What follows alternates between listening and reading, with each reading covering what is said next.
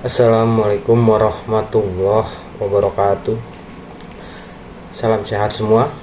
Perkenalkan, nama saya Muhammad Fajar Sodik. Saya mahasiswa Universitas Pamulang, Fakultas Teknik Informatika semester 8, kelas 08 TPLM 002 dengan nomor induk mahasiswa 1810 11 402 17. Di sini saya akan mempresentasikan tugas makalah kuliah saya, yaitu mata kuliah Interaksi Manusia dan Komputer dengan judul Visualisasi Informasi. Baik, kita langsung saja presentasinya. Baik, kita langsung masuk bab 1, yaitu pendahuluan, latar belakang masalah yang akan kita bahas terlebih dahulu. Menurut Schneider tahun 1998, visualisasi merupakan penggunaan komputer pendukung penggambaran data visual interaktif untuk memperkuat pengamatan. Dan informasi berarti item-item atau entity-entity, hal yang tidak memiliki korespondensi fisik secara langsung. Dengan kata lain, visualisasi informasi itu berarti rekayasa dalam pembuatan gambar, pembuatan diagram, grafik, atau animasi untuk penampilan suatu informasi.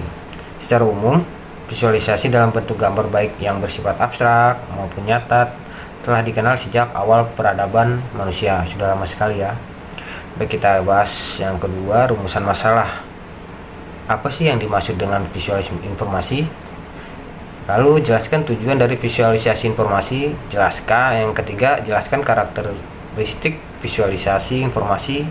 Dan yang keempat, jelaskan teknik visualisasi informasi, jelaskan macam-macam media visualisasi informasi. Lalu yang terakhir, jelaskan contoh visualisasi informasi 2 dimensi. Nanti kita akan bahas di tahap berikutnya. Kita akan membahas yang ketiga dulu, tujuan masalahnya yang akan kita bahas nanti.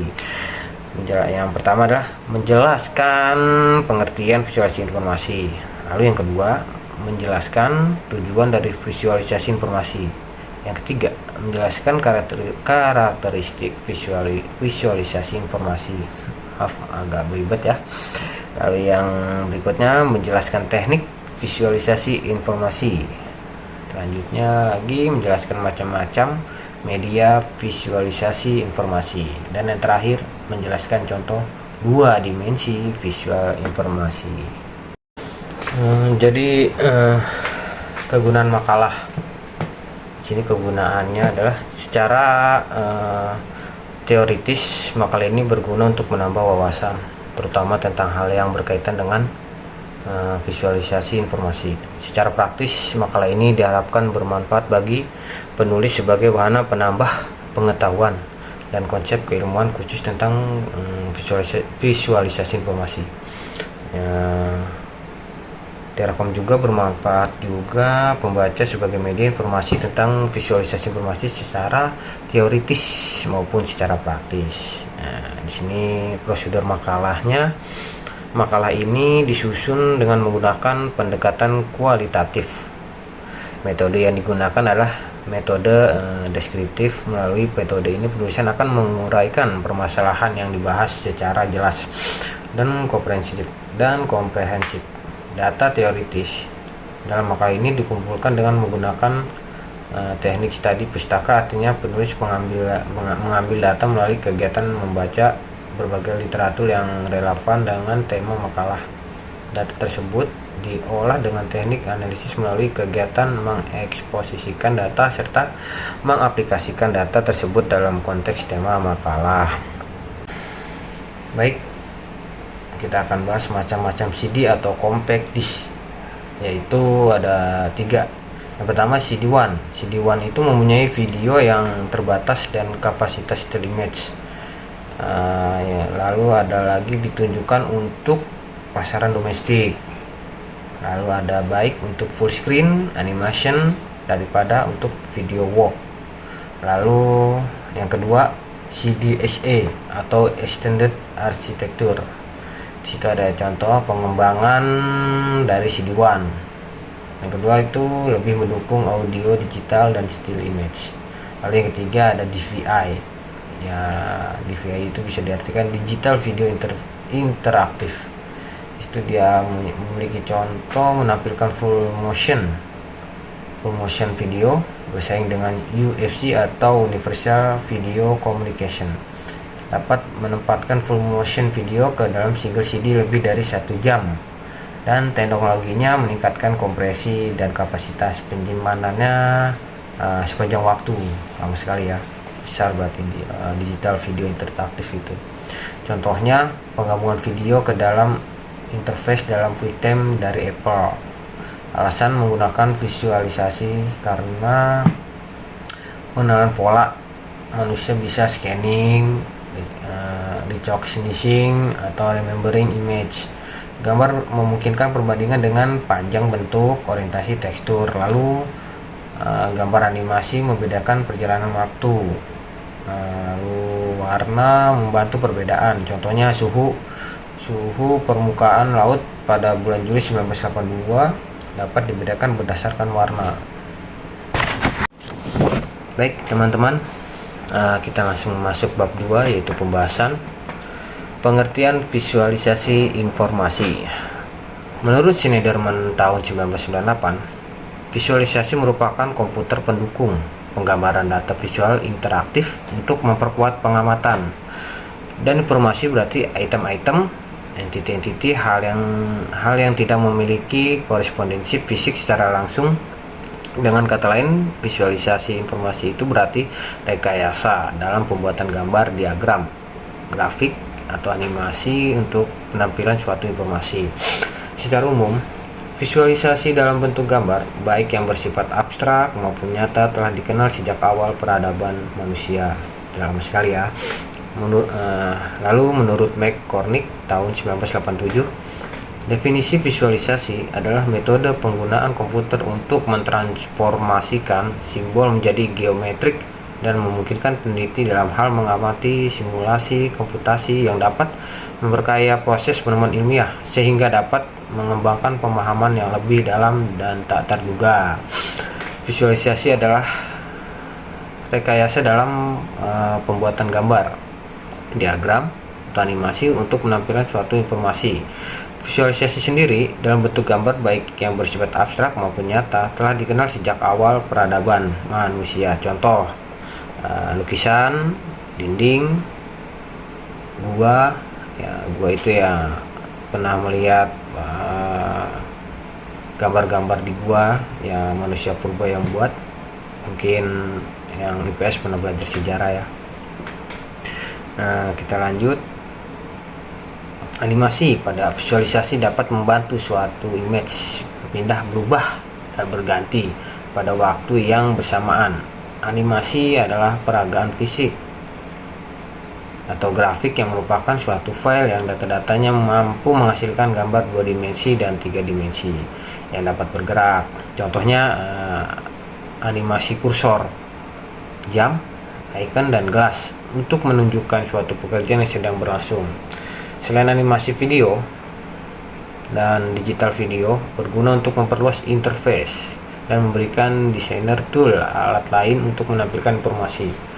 Compact disk menyimpan informasi secara digital dalam deretan yang paling rendah pada disk mental yang terlindungi. Lalu kita masuk tujuan visualisasi informasi itu apa sih? Nah, tujuannya adalah untuk mengekspor. Yang pertama, kegiatan ekspor dapat disebut juga penjelajah atau pencarian. Jadi pencarian itu adalah tindakan mencari atau melakukan penjelajahan dengan tujuan menemukan suatu yang baru. Dalam hal visualisasi, mengeksplor bisa dalam bentuk eksplorisasi terhadap data ataupun informasi yang ada yang dapat digunakan sebagai salah satu bagian dari elemen pengambilan keputusan. Lalu yang kedua ada untuk menghitung. Di sini arti menghitung dalam visualisasi informasi adalah menghitung adalah kegiatan yang bertujuan untuk mendapatkan gambaran tentang dimensi bentuk suatu objek. Hubungannya dengan visualisasi yaitu sebagai kegiatan melakukan analisa terhadap data yang ada dalam bentuk gambar seperti grafik dan table yang sudah terhitung, sehingga manajemen hanya perlu melakukan pengambilan keputusan dari data yang sudah dihitung. Lalu yang ketiga, menyampaikan data mentah yang diolah lalu ditampilkan dalam bentuk seperti grafik merupakan bentuk penyampaian dengan cara pendekatan visual, yang mana dapat membuat orang yang melihat gambar tersebut dapat dengan mudah menyimpulkan arti dalam gambar tersebut. Karena secara umum, data yang diolah dalam bentuk grafik lebih mudah dipahami karena sifatnya yang tidak berbelit-belit, melainkan langsung kepada poin yang tuju. Nah, kita bahas tentang karakteristik visualisasi informasi. Menurut McCormick tahun 1987, karakteristik visualisasi informasi yang baik memiliki ada empat karakteristik sebagai berikut. Yang pertama, menggunakan pola. Penggunaan pola berguna agar manusia yang melihat dapat melakukan scanning, rejoicing, remembering terhadap apa yang mereka lihat, dan dapat menyimpulkan dengan cepat berdasarkan pola-pola yang membedakan pola yang satu dengan yang lain. Lalu yang kedua, perbandingan gambar. Macam-macam perbandingan gambar dapat berupa panjang, bentuk, orientasi, gradiasi warna, tekstur yang mana merupakan pembeda antara visual yang satu dengan yang lain. Nah, yang ketiga ada gambar animasi. Animasi dapat menggambarkan atau membedakan berdasarkan perjalanan waktu yang terjadi, yang mana tidak dapat digambar secara jelas dengan menggunakan gambar yang diam. Yang terakhir yang keempat, warna. Perbedaan warna dapat mempengaruhi perbedaan informasi yang dihasilkan. Lalu kita masuk ke teknik visualisasi informasi. Di sini ada 5 teknik. Yang pertama adalah pengumpulan jumlah. Nah, pengumpulan jumlah di sini dapat diartikan mengakumulasi elemen individual ke dalam sebuah unit yang lebih besar untuk menghadirkannya seperti suatu yang utuh atau lengkap. Lalu yang kedua ada overview dan detail. Di sini dia menyediakan baik tinjauan global maupun kemampuan detail zooming. Lalu yang ketiga ada fokus dan konteks. Fokus dan konteks di sini menunjukkan detail dari satu atau lebih daerah di dalam sebuah konteks global yang lebih besar. Lalu yang keempat, drill down. Drill down di sini memilih item individual atau set yang lebih kecil dari sebuah tampilan untuk sebuah pendapat detail atau analisis. Lalu yang kelima ada brushing. Brushing di sini memilih atau menunjukkan, memspesifikasikan nilai, kemudian melihat item yang tepat di tempat lain pada tampilan. Lalu kita bahas macam-macam media visualisasi informasi. Di sini ada 7 ya. Yang pertama, diagram. Ada suatu gambaran-gambaran sederhana untuk memperlihatkan hubungan timbal balik, terutama dengan garis-garis. Diagram yang baik adalah sangat sederhana, yakni hanya bagian-bagian yang terpenting saja yang diperhatikan.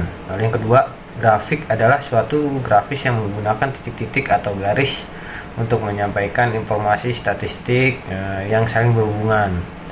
Lalu yang ketiga ada poster. Poster ini merupakan kombinasi visualisasi yang kuat dengan warna dan pesan dengan maksud untuk menangkap perhatian orang lewat, tetapi cukup lama menanamkan gagasan yang berarti dalam ingatannya.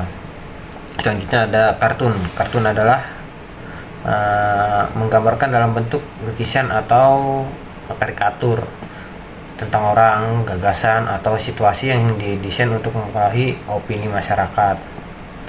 Lalu ada komik. Komik merupakan suatu bentuk kartun yang mengungkapkan karakter dan memerankan suatu berita dalam urutan yang erat, dihubungkan dengan gambar yang dirancang untuk memberikan hiburan pada pembaca. Lalu ada gambar. Gambar sendiri di sini memudahkan atau mencerna media grafis karena sifatnya visual atau konkret, menampilkan objek sesuai dengan bentuk dan wujud aslinya sehingga tidak verbalistik. Lalu ada bagan. Bagan sendiri di sini merupakan media yang berisi tentang gambar-gambar, keterangan, daftar-daftar dan sebagainya. Bagan digunakan untuk memperagakan pokok-pokok isi bagan secara jelas dan sederhana, antara lain perkembangan, perbandingan, struktur, dan organisasi. Baik, sekarang kita membahas hierarki visualisasi informasi. Hierarki visualisasi merupakan urutan dari item-item di mana item tertentu merupakan induk atau moyang dari item lainnya. Contoh, sistem berkas, folder, atau direktori. dan folder atau subdirectory dan berkas di dalamnya. Bentuk-bentuk hierarki visualisasi antara lain ada tree atau pohon, akar berada di puncak, daun-daun berada di paling bawah atau dasar. Lalu ada shapes atau cheops, orang Indonesia bilang, pohon hiperbolik dan pohon kerucut. Lalu ada representasi isi ruang atau tree map. Representasi isi ruang dikembangkan oleh Schneiderman dan Johnson. Anak tergambar dalam orang tua mereka atau anak dikandung di bawah orang tua. Horizontal dan vertikal alternatif mengiris pada setiap tingkat kesuksesan.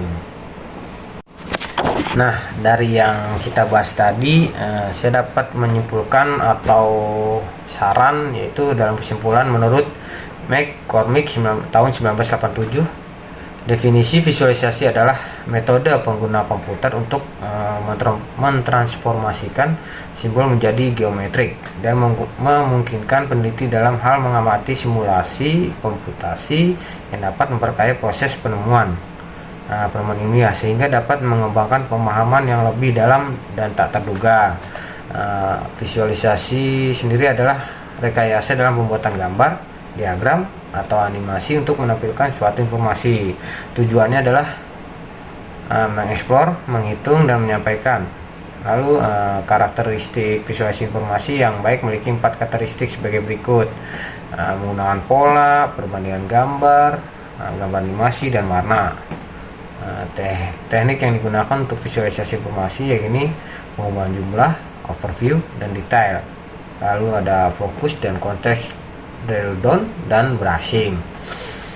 Adapun media visualisasi informasi yang dapat digunakan adalah diagram grafik, postur, kartun, komik, gambar, dan bagan. Lalu hierarki sendiri merupakan urutan dari item-item di mana item tertentu merupakan induk atau moyang dari item lainnya. Bentuk hierarki sendiri adalah informasi yang seperti tadi saya katakan, itu ada tree pohon, cheop, pohon hiperbolik, dan pohon kerucut, dan representasi isi ruang atau tree map. Menurut saya di sini saran saya menyadari bahwa saya masih jauh dari kata sempurna. Kedepannya akan lebih fokus dan detail dalam menjelaskan tentang makalah di atas, makalah yang barusan saya ajukan. Mungkin itu saja yang dapat saya presentasikan atau sampaikan. Bila ada kekurangan, bila ada tutur kata yang agak berlibet atau tutur kata yang kurang berkenan di hati teman-teman, mohon dibukakan pintu maaf yang sebesar-besarnya karena kami juga masih dalam belajar. Baik, terima kasih semua. Saya akhiri. Wabillahi taufiq wal hidayah. Wassalamualaikum warahmatullahi wabarakatuh.